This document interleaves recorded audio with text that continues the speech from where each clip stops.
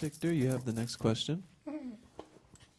Hello, I'm Victor from Fandads here in Chicago. First of all, Chris, I want to say thank you for Slender. My wife and I have been using it for 4 years.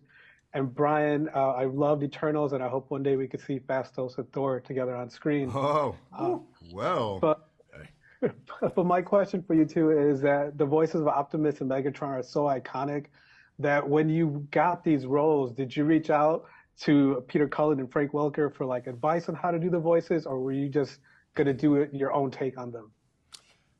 Yeah, Frank Welker won't return my calls. Also, he also has a restraining order against me, so I couldn't really cross that line. No, I very much wanted to honor. I think both of us did. We wanted to honor what came before us.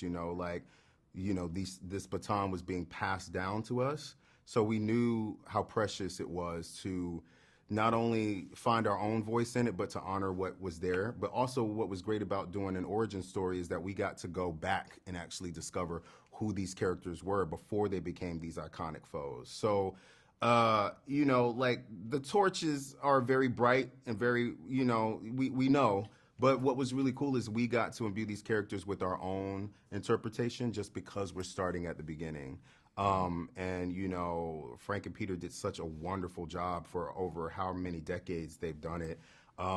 So it informed us truly, but we actually got to peel back the layers of this onion to actually get to the core of who these characters were when they started. In my mind, I'm like, they're like 19, 20, 21. There's a youthfulness to them. We get to hear them laugh. We get to hear them come up with little schemes. We get to see the brotherhood and the connection and the bond, which is completely different than where we meet Peter and Frank, because they're already just completely divided and truly in the power of being leaders of the Autobots and Decepticons. So there was a lot more space for us to play and to imagine what we thought our heroes started as.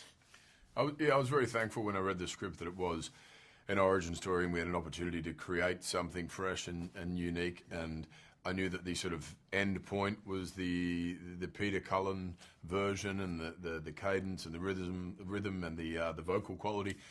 But it wasn't about mimicking that. It was about using that as a reference and an influence. But then, as you just said, creating a sort of a more playful, youthful version of these characters that had a bit more spontaneity, a sense of humor, and so on. Yeah. And then until he becomes Optimus Prime toward the end of the film, that's when I was able to really kind of lean into it. And it was really tricky. I was really nervous about it. It was sort of some vocal gymnastics and quite a bit of muscling my vocal cords into certain positions. And Very method. And yeah, I saw Peter Cullen do it once, and he was sort of, I am Optimus Prime.